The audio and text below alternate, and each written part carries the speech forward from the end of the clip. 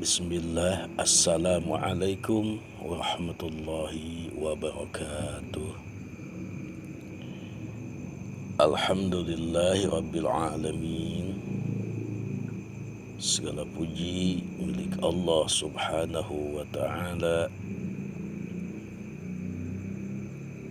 yang telah menganugerahkan kenikmatannya kepada kita semua.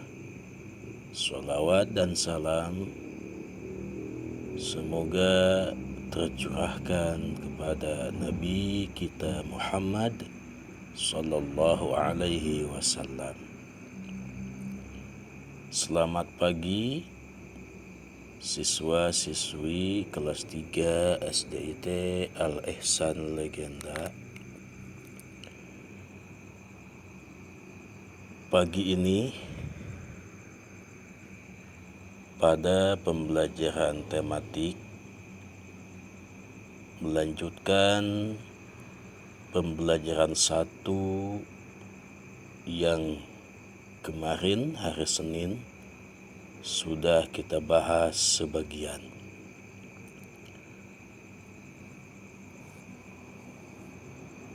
Sebelum kita membahas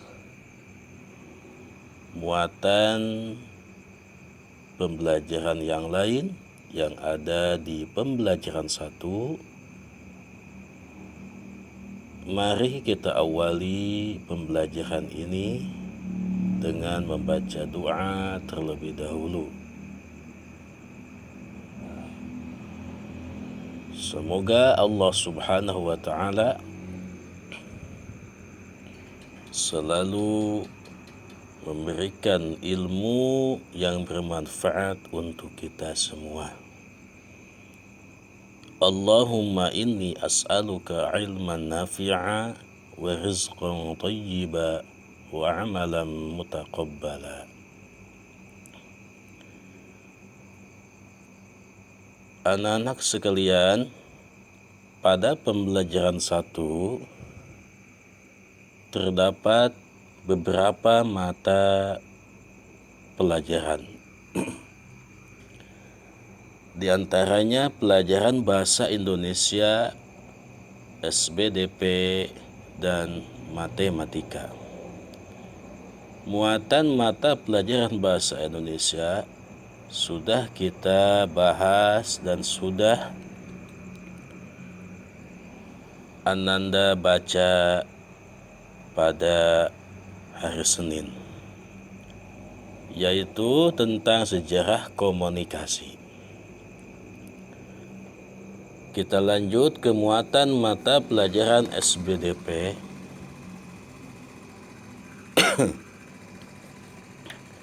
Pada halaman 94.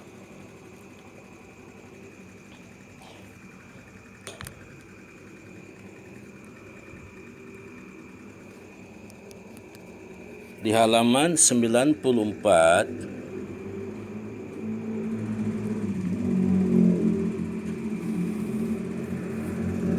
kita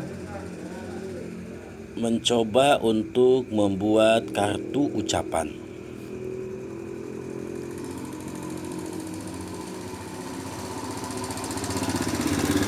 Ayo berkreasi. Kita dapat berkirim pesan melalui surat. Selain pesan, kita juga dapat mengirimkan ucapan melalui kartu. Media untuk berkirim ucapan dapat berupa kartu pos atau kartu ucapan yang dimasukkan ke dalam amplop. Kartu pos adalah selembar kertas tebal atau karton tipis berbentuk persegi panjang tanpa amplop yang digunakan untuk menulis pesan. Adapun kartu ucapan merupakan kartu tanpa tempat untuk menuliskan alamat dan perangko. Oleh karena itu, dibutuhkan amplop untuk menuliskan alamat dan menempelkan perangko. Kita lihat gambar A dan gambar B. Contoh kartu pos ada di gambar A. Lalu contoh kartu ucapan ada di gambar B.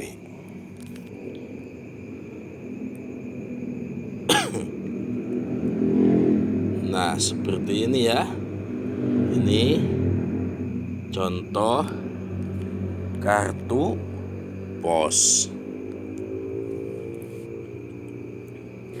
Nah, jadi kartu pos bisa kita baca di atas, yaitu kertas tebal atau karton tipis berbentuk persegi panjang tanpa amplop yang digunakan untuk menulis pesan. Nah, sedangkan kartu ucapan, nah seperti ini gambarnya. Ini ucapannya, itu bebas ya. Artinya bebas itu umpamanya ketika kita mau mengucapkan hari spesial ya bagi ibu kita ya, karena ada peringatan hari ibu sedunia ya. Nah, kita bisa mengucapkan, menulis di kartu umpamanya selamat hari ibu dari ya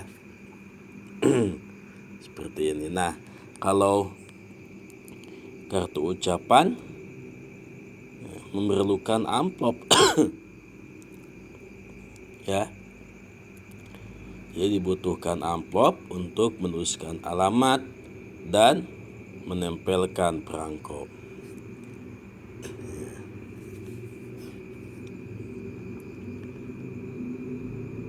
Lalu bagaimana cara membuat kartu ucapan? Nah ya, mari kita baca bersama-sama.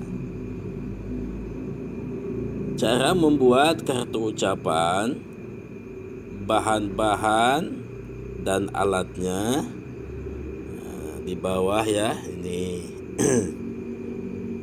alatnya: gunting, kartu tipis, pulpen atau spidol kecil ya, penggaris dan pensil warna. Lalu cara membuat kartu ucapan, nah, di sini ada 5 ya. Nah, cara membuat kartu ucapan. Yang pertama, gunting karton berukuran panjang 23 cm dan lebar 20 cm. Lalu lipat karton menjadi 2 bagian. Setelah itu, beri gambar pada bagian depan kartu. Gambarlah sesukamu dengan indah. Berilah tulisan berupa ucapan di bagian dalam kartu. Tambahkan pula pita atau bunga serta daun kering sebagai hiasan. Nah, kita bisa lihat di sini contohnya nih. Nah, ya. Tuh. Ini membuat kartu ucapan. Kalian juga bisa nih. Umpamanya ada teman yang sedang berbahagia. Ya. Bisa kita mengirimkan kartu ucapan. Nah, ini sebagai media juga ini ya. media komunikasi. Namun untuk saat ini kartu seperti ini udah jarang digunakan karena teknologi semakin canggih. Ya, jadi orang banyak menggunakan alat elektronik seperti handphone untuk memberitahu atau untuk mengucapkan hal-hal kepada keluarga terdekatnya ataupun kepada teman-temannya.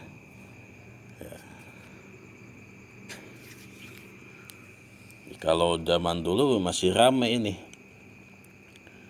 memakai surat, ya, surat.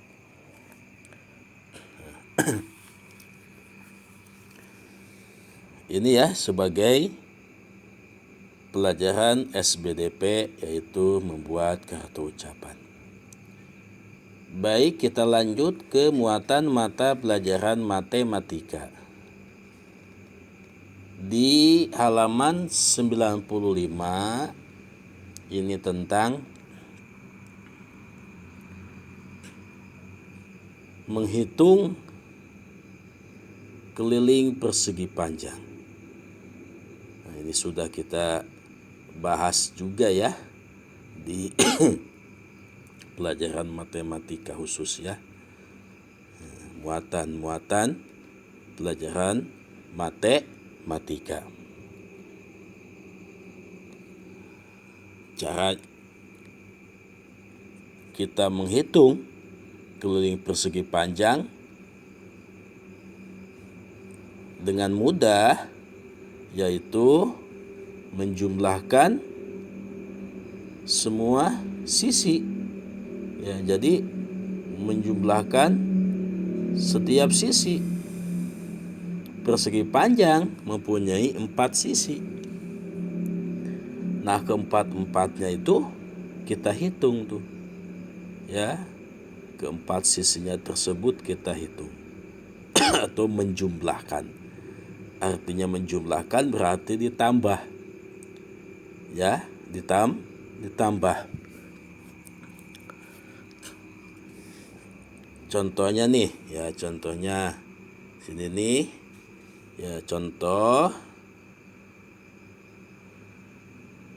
kartu ucapan, ya. Jadi kartu ucapan ini berbentuk persegi panjang. Nah, untuk menghitung keliling persegi panjang, kita jumlahkan setiap sisinya. Kartu ucapan ini berbentuk persegi panjang. Persegi panjang memiliki 4 sisi. Umpamanya nih ya, umpamanya panjangnya itu 6. Nah, ya, lebarnya umpamanya 4. Nah, kita jumlahkan semua. Panjang tentunya ada 2 sisi, lebar juga ada 2 sisi. Jadi 4 jumlahnya. Tinggal dijumlahkan nih, 4 tambah 2 tambah 4 tambah 2. Ya. Sisi tambah sisi tambah sisi tambah sisi tambah sisi, ya. 4 sisinya, atau seperti contoh di bawah. Contoh di bawah itu bangun datar yang memakai huruf, ya. Memakai huruf. Umpamanya A, B, C, D. Nah, tinggal dijumlahkan tuh garis-garisnya atau sisi-sisinya. Anak-anak sekalian, menjumlahkan panjang semua sisi itu tidak hanya berlaku untuk persegi panjang saja, berlaku pula untuk bangun datar yang lain, ya, persegi, belah ketupat dan lain-lainnya, ya. Nah, ini menjumlahkan setiap panjang semua sisinya. Nah, seperti halnya contoh yang di bawah ini. Ya, ini bangun datar sudah ditentukan setiap sisinya. Ya, mulai sisi A, B, C, dan D. Keliling bangun datar di samping adalah jumlah semua sisinya. Jadi keliling bangun datar di samping itu sama dengan garis AB, ya. AB ini ditambah garis BC, BC ini ke sini, ya.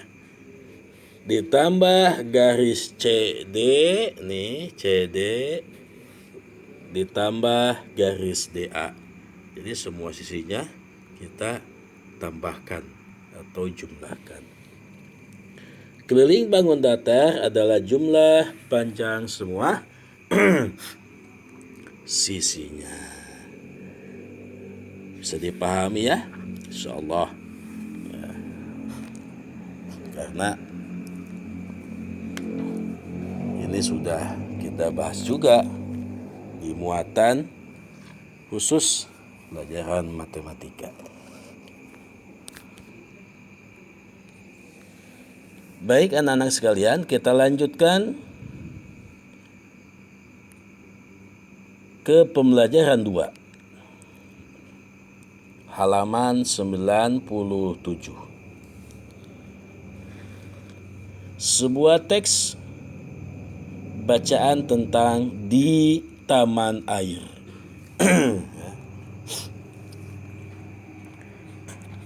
Nah, teks ini bermuatan mata pelajaran bahasa Indonesia.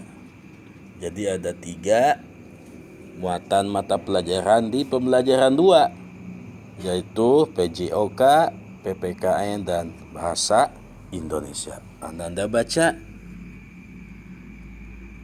bacaan tersebut, ya, yang diberi judul di taman air.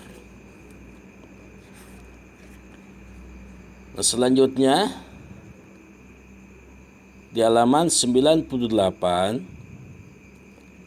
kita akan mengenal tentang hal yang tidak boleh kita lakukan. Kenapa? Jika kita lakukan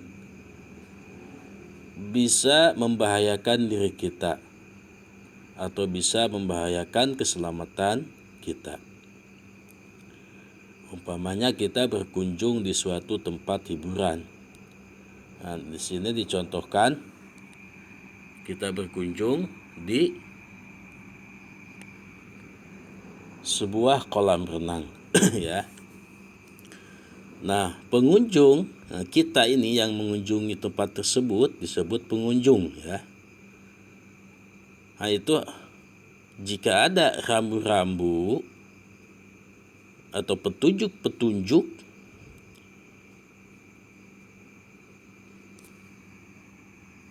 yang ada di tempat tersebut, nah, kita harus menghindari ataupun mengetahui, ya, tentang rambu-rambu tersebut atau tentang aturan, ya, aturan tersebut. Nah, ini kewajiban petugas nih ya. Kewajiban petugas yang ada di tempat wisata tersebut. Jadi menginformasikan petugas tersebut kepada setiap pengunjung hal-hal yang tidak boleh dilakukan. Jadi untuk menjaga keselamatan setiap pengunjung. Nah, ini petugasnya nih harus memberitahukan kepada kita nih kalau kita berkunjung ke suatu tempat. Nah, di sini ada beberapa rambu nih yang perlu kita ketahui juga. Ya. Nah, di antaranya nih ada gambar orang ya dengan digaris. Nah, ini semuanya digaris nih. Ya, jadi menandakan tanda garis ini, garis miring ini itu sebuah larangan. Ya, sebuah larangan. Nah, ini kalian pasangkan nih. Ya, pasangkan. Kalau gambar orang yang digaris ya, garis miring itu yang pertama, gambar pertama itu masuknya ke larangan berlarian.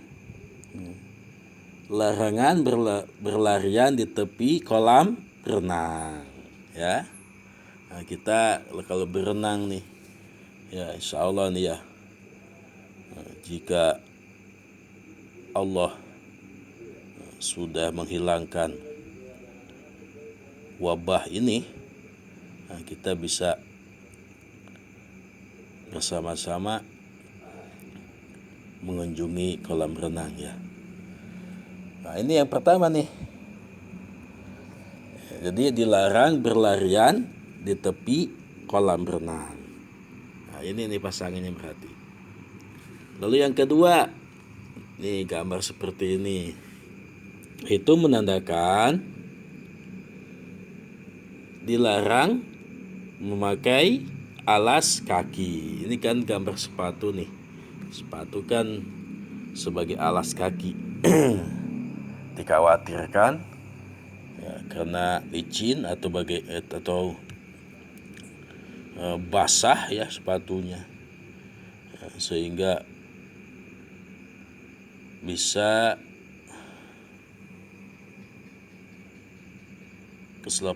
keselamatan kita tidak terjamin,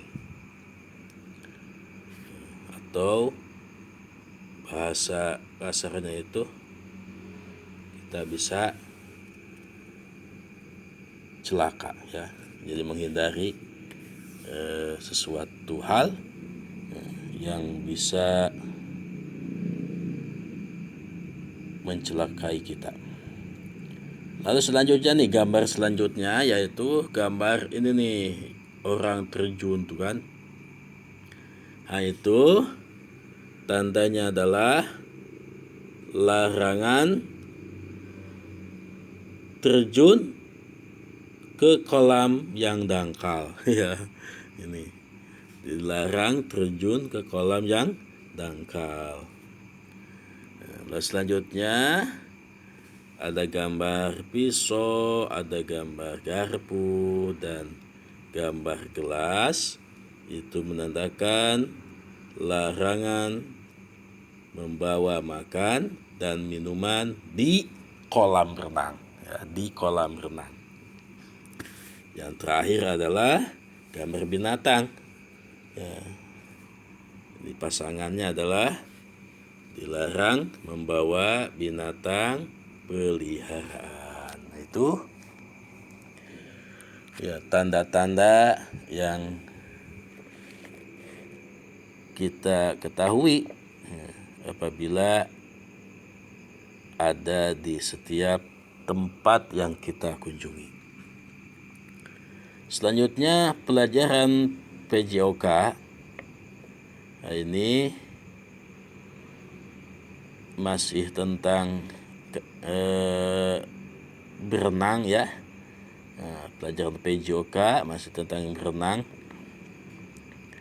di halaman 99. Jadi kalau kita berenang itu memberi manfaat juga ya. Salah satunya adalah badan kita akan bertambah sehat. Ini ada langkah-langkah atau aturan-aturan apabila kita melakukan olahraga renang.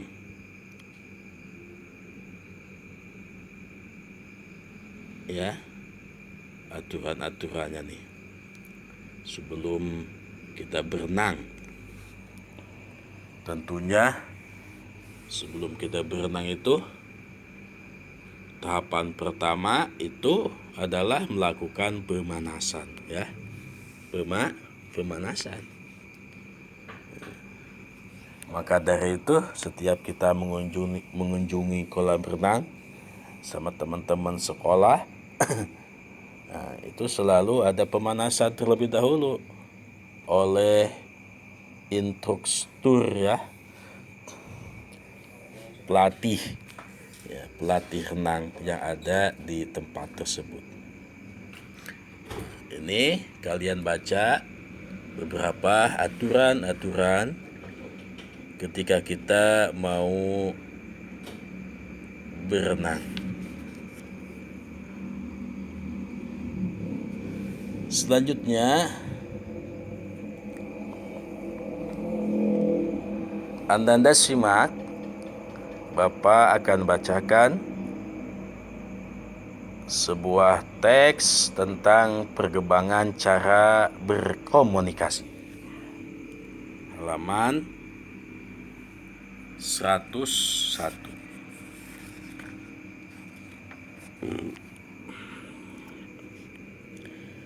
Cara berkomunikasi ada berbagai macam. Hal itu tidak lepas dari perkembangan cara komunikasi yang beragam. Pada zaman dahulu, orang mengirimkan pesan dengan memanfaatkan kepulan asap. Namun, hal itu hanya dapat dilakukan untuk mereka yang tinggal di pegunungan yang tidak terlalu jauh. Pada perkembangan selanjutnya, cara berkomunikasi dilakukan dengan kegiatan surat menyurat. Pada zaman kerajaan, pesan ditulis pada kulit kayu, potongan bambu, daun lontar, lempeng batu, atau kulit binatang. Cara menyampaikan pesan adalah dengan mengirimkannya melalui kurir atau orang yang telah diberi tugas. Nah, ini yang lelah nih ya. Kurir atau orang yang telah diberi tugas itu jalan kaki itu. Umpamanya raja mengirimkan surat ke kerajaan yang lain. Nah, itu yang ditugaskan membawa surat tersebut jalan kaki itu. Ataupun memakai kuda, kendaraan. Kalau zaman dahulu kan belum ada kendaraan mobil dan sejenisnya. Paling ada kuda ya. Kita lihat kalau di sinetron tuh kayak sinetron Kian Santang kan. Kalian pernah lihat sinetron Kian Santang? Nah, itu masih mencontohkan alat komunikasi memakai surat tuh. Kulit ya, dari kulit binatang. Yang mengirimkannya petugasnya yang bertugas oleh kerajaan. Nah, kegiatan surat menyurat di Indonesia semakin berkembang pada masa penjajahan Belanda. pada masa itu telah ada layanan pos dengan dibangunnya kantor pos pertama di Jakarta. Pemerintah kolonial Belanda akhirnya menyediakan banyak kantor pos di berbagai kota besar di Indonesia serta menyediakan banyak kotak pos. Kemudian pada tahun 1809 dibangun Jalan Raya Pos Anyer Panarukan. Dengan adanya jalan itu, pengiriman surat dari Jawa Barat ke Jawa Timur dan sebaliknya menjadi lebih cepat.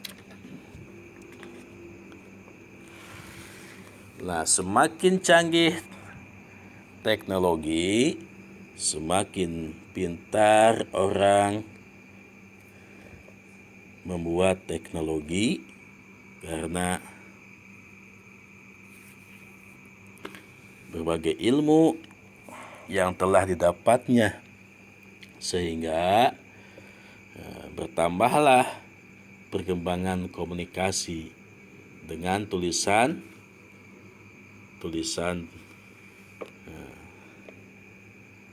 di alat elektronik, ya, umpamanya di telegram, ya. Nah, di sini telegram. Jadi telegram adalah penyampaian pesan singkat dengan sangat cepat. Namun layanan telegram semakin ditinggalkan. Kini telegram hanya dimanfaatkan di lembaga-lembaga pemerintahan tertentu saja. Dengan berkembangnya teknologi, kini hadir surat elektronik. Surat elektronik atau surel, ya, atau disebut dengan email, merupakan surat yang pengirimannya menggunakan fasilitas internet. Komputer yang terhubung dengan jaringan internet dapat digunakan untuk berkirim surel. Kegiatan berkirim surel semakin mudah dengan adanya aplikasi di dalam telepon genggam. Tidak hanya surel, pesan berisi data pun dapat dikirimkan melalui aplikasi media sosial pada telepon genggam. Ya, semakin pintar manusia atau orang, ya, yang mempelajari teknologi, semakin bertambah ilmunya, maka teknologi pun semakin canggih. Ya. Seperti halnya kalian tidak mengenal komunikasi zaman-zaman dahulu. Mungkin Bapak pun hanya mengenal telepon saja, sebatas telepon, ya. Nah, sekarang itu sudah canggih. Bahkan cara menggunakannya pun tidak harus diajarin, tidak membutuhkan pengajar, ya, untuk menggunakan telepon genggam. Jadi semakin pintar. Contohnya kalian seusia itu sudah pintar menggunakan telepon genggam. Namun padi yang katakan kemarin hari Senin, ya, setiap kita menggunakan HP atau handphone, maka gunakanlah dengan bijak. Gunakan dengan hal-hal yang baik, ya. Umpamanya kita menulis, maka tulisan kita itu harus baik, karena tulisan mewakili lisan kita, ya. Artinya setiap kita menggunakannya, hak kita menggunakan, ya, hak kita itu ya, hak kita menggunakan alat-alat elektronik yang canggih, yang modern saat ini. Namun ya, kita gunakan dengan sebaik-baiknya. Artinya tidak memungkinkan penggunaan alat elektronik yang canggih ini banyak digunakan yang hal tidak baik. Nah, kita itu harus, khususnya anak-anakku sekalian, harus tetap menjaga koridor kita sebagai umat muslim sejati, ya. Itu ya anak-anak ya. Jadi harus menggunakannya dengan baik. Demikian pembelajaran hari ini. Pembelajaran 1 sudah kita bahas sampai pembelajaran 2. Lalu apa nih tugasnya nih ya? Tugasnya adalah Ananda bisa mengerjakan